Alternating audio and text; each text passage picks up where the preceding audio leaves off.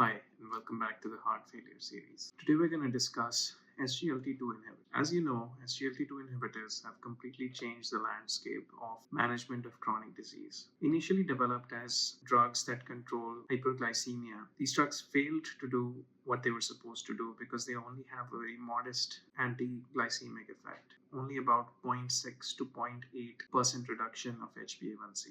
However, through a happy accident, there have been many trials conducted over the last decade that show that these drugs have a range of benefits. First and foremost, for your regular diabetes patients without kidney disease, yes, you can expect a small reduction of HbA1c.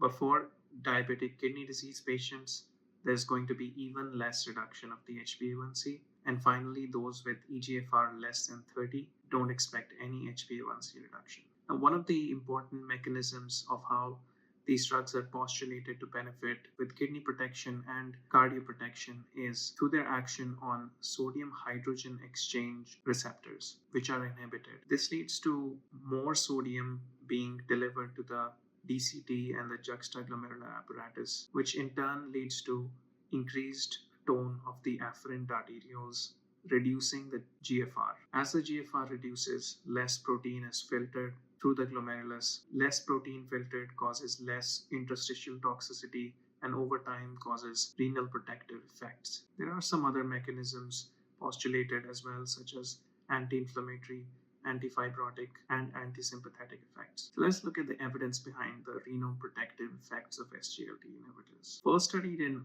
diabetic kidney disease patients, there was the EMPA-REG outcome trial and the Credence trial. In the EMPA-REG outcome trial, it was noted that these drugs reduced the macroalbuminuria, which is considered to be a surrogate of progression of kidney disease. Subsequently, the Credence trial studied actual outcomes of kidney disease in these patients and showed improved renal outcomes for those with albumin to creatinine ratio of more than 300. Subsequently, these drugs were studied for chronic kidney disease without diabetes. These were the DAPA-CKD and the EMPA kidney trial. Here too, renal protection was noted for those patients without diabetes. In the DAPA-CKD, patients were included with albumin to creatinine ratio of more than 200 and eGFR of 25 to 75, with or without diabetes. There was a 44% reduction of kidney outcomes noted, which included a decline in eGFR of more than 50%, end-stage renal disease, or kidney-related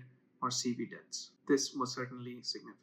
As a secondary outcome, there was also a reduction in heart failure hospitalizations noted. However, there were only about 11% of heart failure patients in this study. In the EMPA kidney trial, there was a slightly broader range of CKD patients included. Here, the eGFR was as low as 20, and there was a subgroup of patients with eGFR 20 to 45 even without any albuminuria that was included in this trial. Here, 28% reduction primary composite endpoints of kidney disease was noted. Now, a question may arise that yes, these drugs are better for kidney protection with or without diabetes, but do they have a more robust effect in those with diabetic kidney disease? The answer is no.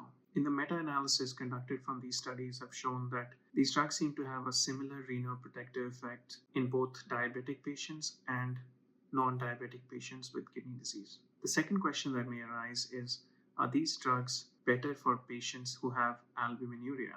And the answer is maybe. Remember, in the EMPA kidney trial, they included a subgroup of patients with eGFR 20 to 45 without albuminuria. Well, these patients did not get a benefit from the drugs at a 2-year follow-up. However, this was an underpowered analysis, and further studies are definitely needed to see whether these drugs are beneficial in those without albuminuria. As a side note, these drugs also reduce the hyperkalemic events noted in these patients over time. So let's talk about cardioprotection now. The EMPA-REG outcome trial was the first to note that these drugs are showing benefits with CV death and heart failure hospitalization.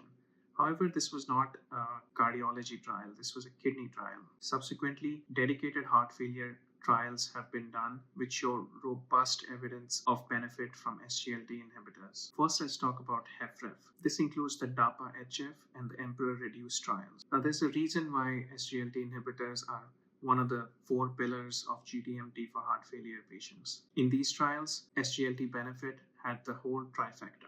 They reduced symptom burden, they reduce heart failure hospitalizations, and there's a cardiovascular mortality benefit noted. Subsequently, trials have also been done in heart failure mid-range ejection fraction and preserved ejection fraction. These include the Emperor Preserved and the Deliver trial. Again, the full trifecta effect was noted. Reduced symptoms, reduced heart failure hospitalization, and mortality benefit.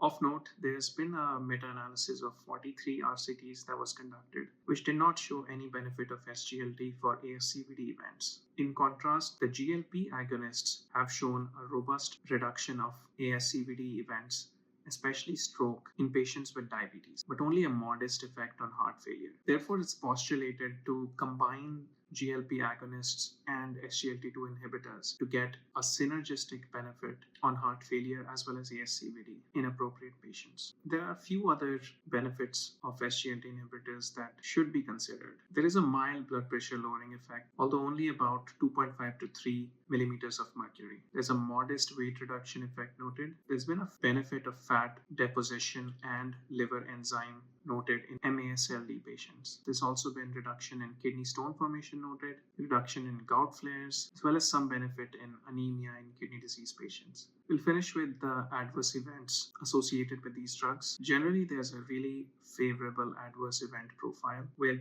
serious adverse events noted in the trials were actually less than the placebo arm. However, there is risk of DKA and euglycemic DKA, and it is advised to hold these drugs 3 days prior to any procedures and to hold the drugs if the patient is unwell. There's also a risk of mycotic genital infections, about 2.3 to 6.4%, and for this, hygiene is advised. In those with recurrent mycotic genital infections, may not be appropriate to start these drugs in the first place. Risk of such infections is less clear in those without diabetes.